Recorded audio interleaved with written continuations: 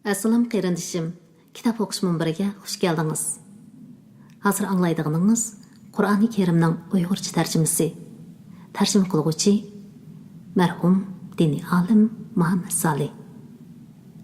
152 bab. Sura Ayraf. Makkada nasıl bo'lgan 206 oyat. Nihoyat shafqatli va mehribon Allohning ismi bilan boshlayman. Alif, Lam, Mim, Zod. Ey Muhammad, kafirlarni ogohlantirishing, mo'minlarga vas nasihat qilishing uchun bu kitob, ya'ni Qur'on sana nazil qilindi. Uningdan, ya'ni uni tabliq qilishda qavmingning uni inkor qilishidan ansirab, yuraging siqilmasin. Ey insonlar, sizlar Parvardigoringlar tarafidan sizlarga nazil qilingan kitobga, ya'ni Qur'onga agishinglar. Allahni qo'yib, jinlardan va insonlardan bo'lgan sizlarni ozdiradigan do'stlarga agashmanglar. Sizlar vas nasihatni oz qabul qilasizlar. Biz nurg'un shahar aholisini halok qildik. Bizning azobimiz ularga ketisi yoki tushligi uxlayotgan chaqlarda keldi. Bizning azobimiz kelgan chaqda ularning chekkan faryodi biz haqiqatan zolim edik deyishdan iborat bo'ldi. Biz albatta payg'ambar avatilgan ummatlardan payg'ambarlar tabliq qildimi? Sizlar qanday javob berdinglar deb so'raymiz. Payg'ambarlardanmi? Albatta. Alloh topshirgan vazifani ado qildinglarmi deb so'raymiz. Qiyomat kuni ularning ahvolini ularga haqiqiy bilish asosida aytib beramiz. Biz ulardan ayrilmagan edik. Ya'ni ularning hamma ahvolidan xabardormiz. Bu kunda bandalarning yaxshi yomon amallarining o'lchindiganligi haqdir. Yaxshi amallari ig'ir chiqqanlar najot topquchilardir. Yaxshi amallari yenik chiqqanlar bizning oyatlarimizni inkor qilganliklari tufaylidan o'zlariga ziyon solg'uchilardir. Shubhasizki, sizlarni zaminda yerlashtirdik. Zaminda sizlarga turmush lozmatliklarini paydo qildik. Sizlarga Parvardigoringlarning mushundaq ne'matlari bordirliq, uningga nihoyatda oz shukr qilsizlar. Shubhasizki, biz sizlarni yaratdik. Ondan sizlarni shaklga kirgizdik. Ondan farishtalarga sizlar odamga hurmat bildirish yuzidan sajda qilinglar dedik. Iblisdan boshqasi sajda qildi. U sajda qilguvchilardan bo'lmadi. Allah iblisga seni sajda qilishga buyurgan chig'imda nimishqa sajda qilmading dedi. Iblis, men uningdan ortiq, meni o'tdan, uni laydan yaratding dedi. Allah iblisga aytdi. Sen bu yerdan, ya'ni jannatdan tushib ket. Bu yerda o'zingni cho'ng tutishingga bo'lmaydi. Yo'qol, sen haqiqatan pastkashlardansan. Iblis, menga kishilar qayta tirildiriladigan kungacha, ya'ni qiyomat kunigacha muhlat bergin dedi. Allah, sen muhlat berildi dedi. Iblis aytdi. Sening meni ozdirganligingdan ular, ya'ni Odam alayhissalom va uning avlodiga vasvasa qilish uchun cho'qim sening to'g'ri yo'ling ustida o'ltiraman. Ondan ularga cho'qim oldidan, orqasidan, o'ngidan, so'lidan hujum qilaman. Ularning ko'pchiligining ne'matingga shukr qilguvchilar emasligini ko'rsan. Alloh aytdi. Jannatdan ayblangan va rahmatidan mahrum qilingan holda chiq. Ularning ichidan sana agashganlarni qo'shib, hammanglar bilan cho'qim jahannamni to'ldiraman. Ey odam, sen ayoling bilan ikkinglar billa jannatda turinglar. Jannatning mevalaridan xohlaganinglarcha yanglar. Bu daraxtga yaqinlashmanglar. Uningga yaqinlashsanglar, zolimlardan bo'lib qolasizlar. Lekin shayton ularning yepiqliq avratlarini ichib etish uchun ularga vasvasa qildi. Shayton aytdi. Parvardigoringlarning sizlarga bu daraxtning mevasini yeyishni ma'ni qilganligi faqat sizlarning farishta bo'lib ketmasliginglar yoki jannatda mangu turib qolmasliginglar uchundir. Shuningdek, ularga "Men cho'qim sizlarga sodiqman" deb qasam ichib berdi. Aldamchilik usullari orqali ularni yuqori martabadan tuvan martabaga tushirdi.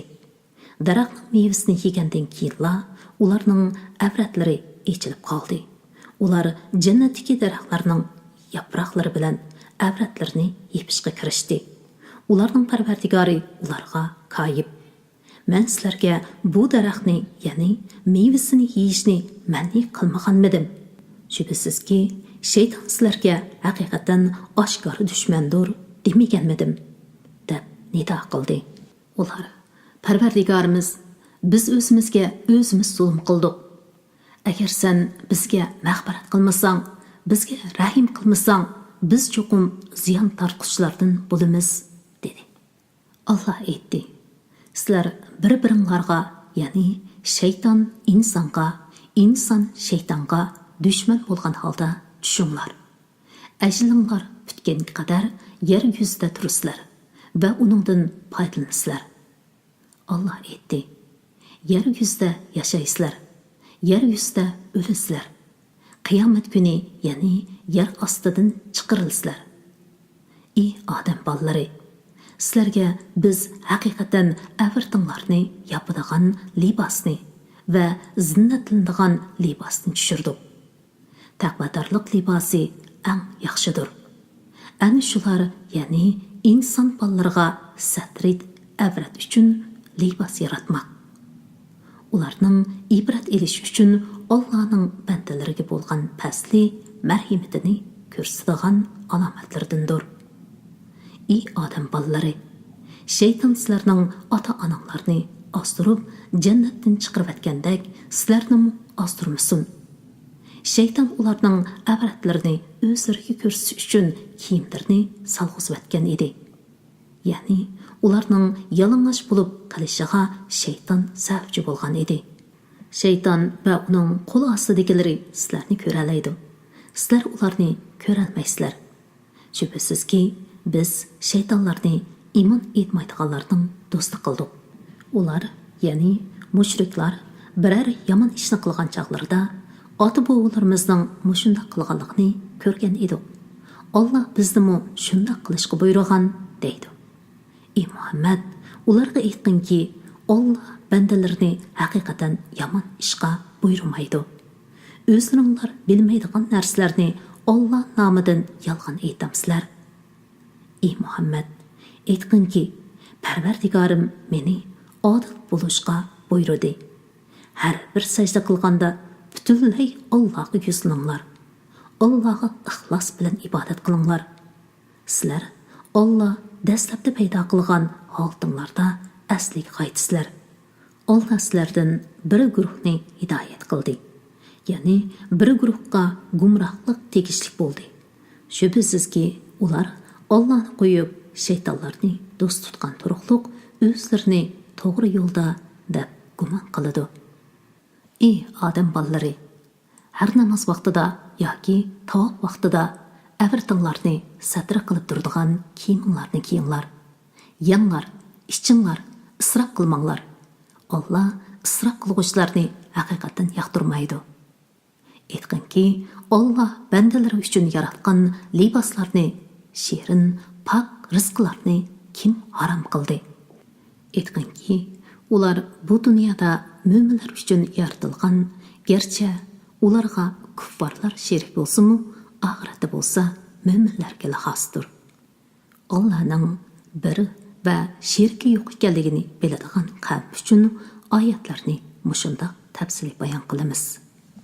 Ey Muhammad, ularga aytqinki, Parvardigorim oshkora va yushurun yomon ishlarning hammasini, gunohlarni, kishilarga nohaq cheqilishni, Allohning sheriki bo'lishga, Alloh hech qanday dalil tushirmagan narsalarni, Allohga sherik keltirishni, o'zinglar bilmaydigan narsalarni, Alloh nomidan qalaymagan so'zlashni harom qildi. Payg'ambarlarni inkor qiladigan, har bir ummatning halok bo'ladigan muayyan vaqti bo'ladi. Halok bo'ladigan vaqti yetganda ular birdammi ilgari keyin bo'lmaydi. Ya'ni darhol halok bo'ladi. Ey odam bolalari, ishinglardan mening oyatlarimni sizlarga bayon qilib beradigan payg'ambarlarim kelganda taqvodorlik qilgan va amalini tuzatganlarga kelgusidan g'am qilish, ketganga qayg'urish yo'qdir. Bizning oyatlarimizni inkor qilganlar, uningga iymon etishga gadankashlik qilganlar do'zax ahlidir. Ular hamisha do'zaxda qolg'usidir. Allohga yolg'on chaplagan yoki uning oyatlarini inkor qilganlardanmi zolim kishi bormi? Ular lavhul mahbusda yozilgan rizqdan va ajaldan o'z nasibasini ko'rdi.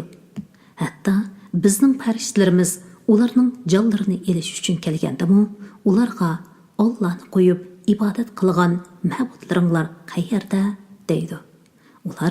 Ular bizdan g'oyib bo'lib ketdi deydi. Ular kofir bo'lganlarga o'zlarining ziyniga guvohlik beradi. Ya'ni kofir bo'lganlarga iqror qiladi. Alloh oyatlarni inkor qilganlarga aytadi: sizlardan ilgari o'tgan jinlardan va insonlardan bo'lgan kofir ummatlar bilan birlikda do'zaxga kiringlar. Har qachon bir ummat do'zaxga kiradigan, u o'zidan ilgariki ummatga uningga agishib gumroh bo'lganligi uchun la'nat o'qiydi. Ularning hammasi do'zaxga kirib jamlashganda, ularning ichidagi keyin kirganlar, ya'ni agashkuchilar, ilgari kirganlarga, ya'ni boshliqlarga qaratib: "Ey Parvardigorimiz, ular bizni ozdirgan, ularga 2 hassa do'zax azobi bergin" deydi. Alloh: "Hammaga 2 hassa azob berildi, lekin sizlar azobning dahshatini bilmaysizlar" deydi. Ularning orasidagi ilgarikilar keyingilarga: "Sizlarning bizdan hech qanday ortiqchiliklar yo'q. Ya'ni gumrohlikda va azobga tegishli bo'lishda bir-birimizga o'xshashmiz. Qilmishinglar tufaylidan azobni tetinglar" deydi. Shubhasizki, bizning oyatlarimizni inkor qilgan va ularga iymon etishga gadankashlik qilganlarga osmonning darvozasi ochilmaydi. Yana ularning yaxshi amali va duosi qabul bo'lmaydi. Toki to'yga yengning tushikidan o'tguncha ular jannatga kirmaydi. Ya'ni ular hargizmi jannatga kirmaydi. Gunohlarga mushundaq jazo beramiz. Iymon etgan va yaxshi amallarni qilganlar kishini faqat kuchi yetadigan ish qilib qilamiz. Ana shular ahli jannatdir. Ular jannatda hamisha qoladi. Ularning ko'ngillardagi o'chmanligini elib tashladik. Ya'ni jannatga kirganlar orasida o'zaro og'riq, adovat bo'lmaydi. Ularning saroylari ostidan jannatning o'stanglari eqib turadi. Ular jimi hamda sana bizni va bu ne'matlarni hosil qilishga yetaklagan Allohga bo'lsinki, Alloh bizni yetaklamagan bo'lsa, to'g'ri yo'l topmagan bo'lardik. Parvardigorimizning payg'ambarlari bizga haqni ilib keldi deydi. Ularga qilgan amallar uchun sizlarga berilgan jannat mana shu deb nido qilindi. Ya'ni farishtalar shundoq deb nido qiladi: ahli jannat, ahli do'zaxqa. Biz Parvardigorimiz bizga va'da qilgan narsani haq topdik. Sizlarmi Parvardigoringlar va'da qilgan narsani haq topdinglarmi deb tavlaydi. Ular ha deydi. Shuning bilan bir jakochi ularning orasida mundaq deb jakolaydi: zolimlarga Allohning la'nati bo'lsin. Zolimlar kishilarni Allohning dog'dam yo'lidan to'sidi. Uning agri bo'lishini tilaydi. Hamda ular oxiratga ishonmaydi. Ularning orasida bir to'sma bo'ladi. To'smaning ustida ayrafda ahli jannat va ahli do'zaxni ularning simosidan to'naydigan odamlar, ya'ni ahli ayraf bo'ladi.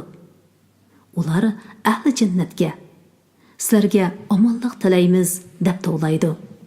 Ular jannatga kirmagan, ammo kirish umidida turganlardir.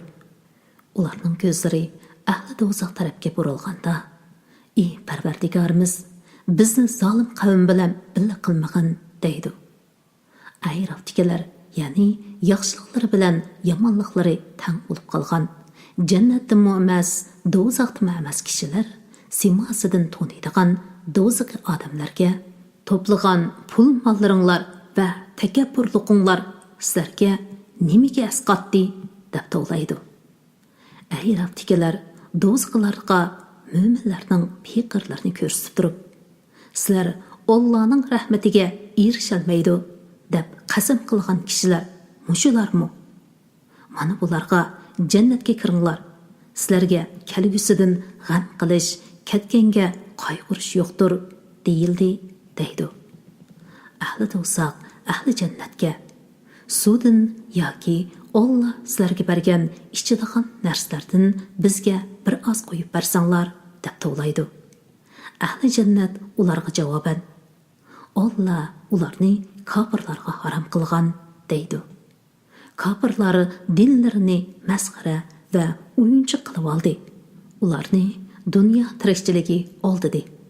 Ularning bugungi kunga muloqot bo'lishini unutganliklari va bizning oyatlarimizni inkor qilganliklariga o'xshash, biz bugun ularni unutmaymiz.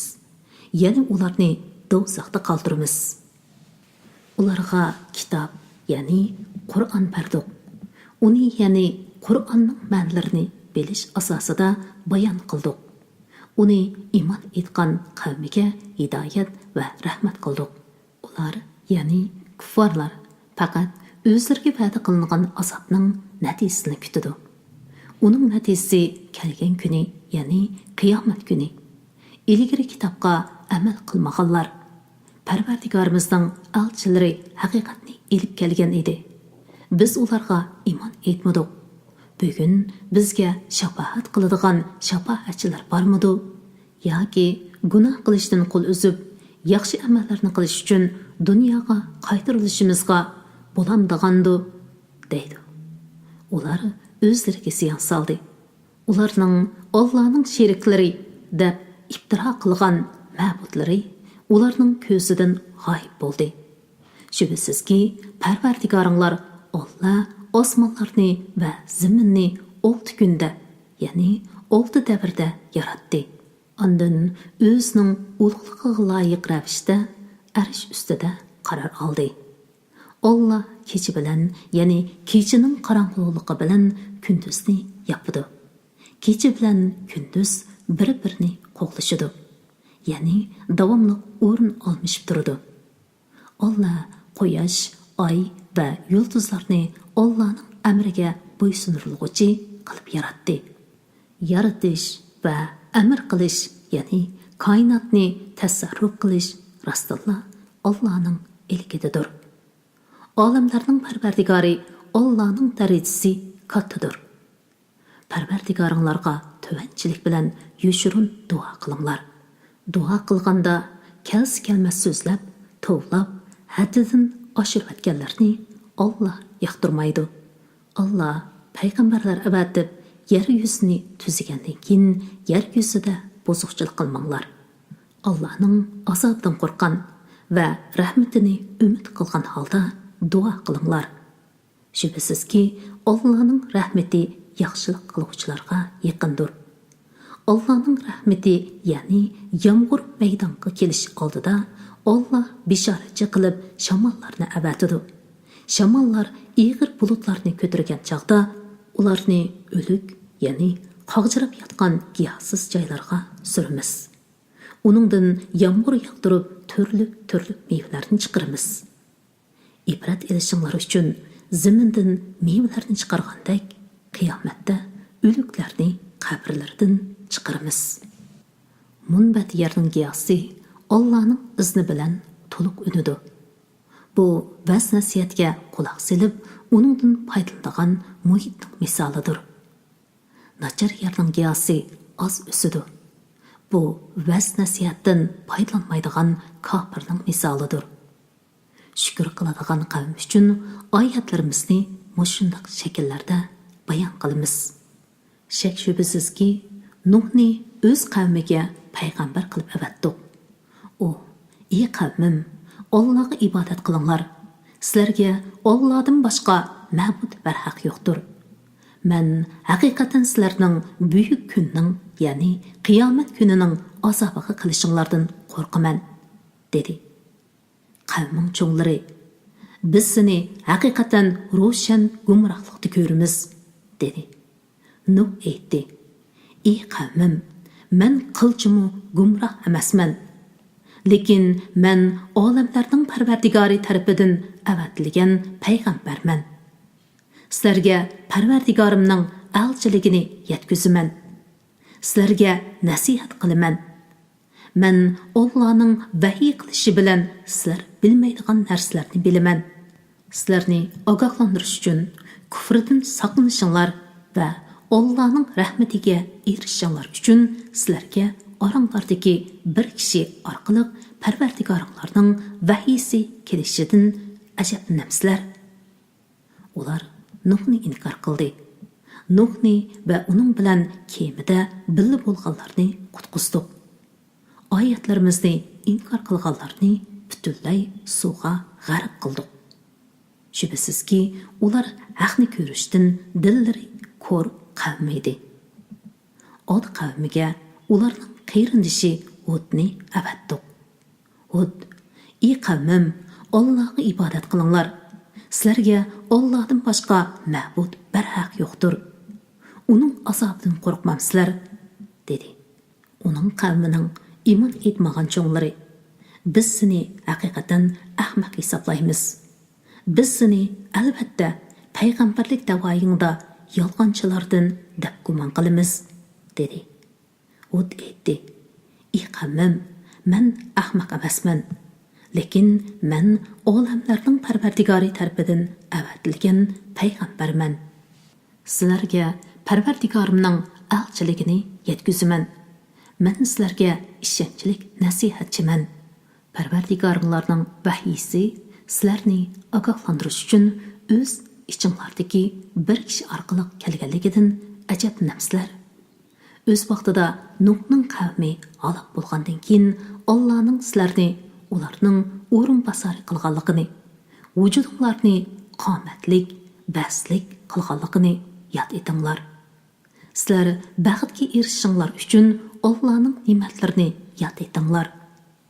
Ular: "Ey Hud, ota-bobolarimiz ibodat qilib kelayotgan ma'budlarni tashlab, yolg'iz bir Allohga ibodat qilishimizga da'vat qilg'ili keldingmi? Agar rost so'zlaguvchilardan bo'lsang, bizga va'da qilgan azobni keltirgin", dedi. Hud: "Sizlarga cho'qim Parvardigoringlarning azobi va g'azabi hosil bo'ladi. Sizlar o'zinglar va ota-bobonglar ot qo'yib olgan bu haqda ularga ibodat qilishga Alloh hech qanday dalil nozil qilmagan butlarning ismlari ustida men bilan munozirlashamsizlar. Allohning azobini kutinglar. Menmu haqiqatan sizlar bilan birlikda sizlarga hosil bo'ladigan azobni kutaman", dedi. Biz Hudni va uning bilan birga bo'lg'uvchilarni, ya'ni mo'minlarni rahmatimiz bilan qutqizdik. Bizning oyatlarimizni inkor qilganlarni tal-to'kis halok qildik. Ular iymon etmagan edi. Samudga ularning qeyrindishi Solihni payg'ambar qilib avatdi. U: "Ey qavmim, Allohga ibodat qilinglar. Sizlarga Allohdan boshqa hech ma'bud barhaq yo'qdir. Sizlarga haqiqatan Parvardigorimlar tarafidan mening payg'ambarligimni isbotlaydigan ro'shan mo'jiza keldi. Mana bu Alloh bevosita yaratgan kishi to'gimi sizlarga mening mo'jizamdir. Uni Allohning ziminiga qo'yib etinglar. Ixtiyoriy o'tlisin. Uningga ziyon zahmat yetkazmanglar. Bo'lmasa sizlarni qattiq azob halok qiladi. Yod etinglarki, o'z vaqtida Alloh sizlarni Od qavmidan keyin ularning o'rinbosarlari qildi. Sizlarni Hijr ziminiga o'rinlashtirdi. Uning tuzlanliklariga imoratlar soldinglar. Tog'larni teshib, uylar yasadinglar. Allah'ning ne'matlarini yod etinglar. Ziminda buzg'unchilik qilmanglar, dedi. Uning qavmining takabbur cho'nglari bo'za qilinganlarga, ya'ni ularning ichidagi mo'minlarga, sizlar Solihni uning Parvardigori tarafidan avatilgan payg'ambar deb bilamsizlar, dedi. Ular, biz uning payg'ambarligiga albatta ishonamiz, dedi. Hiliqi takabburlar, sizlar ishonganga biz hargiz ishonmaymiz, dedi. Ular tishi tugini bo'g'izladi. Parvardigorining amrini tutishdan bosh tortdi va "Ey Solih, Rasululloh payg'ambarlardan bo'lsang, bizga va'da qilgan azobni keltirib boq", dedi. Ularga qattiq zilzila yuzlandida, ular uylarida o'ltirgan beti qetib qoldi. Ular halok bo'lgandan keyin ularga orqasini qildi va "Ey qavmim, sizlarga haqiqatan Parvardigorimning elchiligini yetkazdim. Sizlarga nasihat qildim. Lekin sizlar nasihat qiluvchilarni yoqtirmadinglar", dedi. Lutni ahli Sadumga payg'ambar qilib avatdik. O'z vaqtida u o'z qavmiga ularni ayblash yuzidan mundoq degan edi: "Sizlar shundoq qabih ishni qilamsizlar. Mundoq qabih ishni sizlardan ilgari jahon ahlidan hech qanday odam qilmagan edi. Sizlar haqiqatan ayollarni tashlab qo'yib, erlar bilan jinsiy talablarni qondirsizlar. Sizlar haqiqatan haddidan oshquchi qavmsizlar." Lutning qavmining birdan-bir javobi: "Lutni uning agashkuchalari bilan qo'shib shaharlardan chiqarib etinglar. Chunki ular pok kishilardir", deyishdan iborat bo'ldi. Lutni uning xotindan boshqa tava kishilari bilan birga uning qavmiga nozil bo'lgan azobdan qutqizdik. Faqat xotinlar shaharda qilib halok bo'lg'uchilardan bo'ldi. Ularga bir turlik yomg'ir, ya'ni tosh yog'dirdik. Gunohkorlarning oqibatining qandoq bo'lganligiga qarag'in. Madiyan xalqiga ularning qayrindishi shu ayibni payg'ambar qilib avatdik. U o'z qavmiga aytdi: "Ey qavmim, Allohga ibodat qilinglar. Sizlarga Allohdan boshqa hech ma'bud barhaq yo'qdir. Sizlarga Parvardigoringlardan haqiqatan mening rostligimni isbotlaydigan mo'jiza keldi. O'lchamni, tarosni to'g'rilanglar. Kishilarning narslarini kam bermanglar. Alloh payg'ambarlarni avatib, ziminni tuzigandan keyin ziminda gunohlar qilib buzg'unchilik qilmanglar. Agar mo'min bo'lsanglar, ana shu sizlar uchun yaxshidir. Sizlar Allohga iymon etganlarni qo'rqitgan, Allohning yo'lidan to'sgan va u yo'lning agarligini tilagan holda yo'llarda o'ldirmanglar. Aslida sizlar oz edinglar. Allohning sizlarning soninglarni ko'paytganligini yod etinglar. Buzuqchilik qilg'uvchilarning oqibatining qandoq bo'lganligiga qaranglar.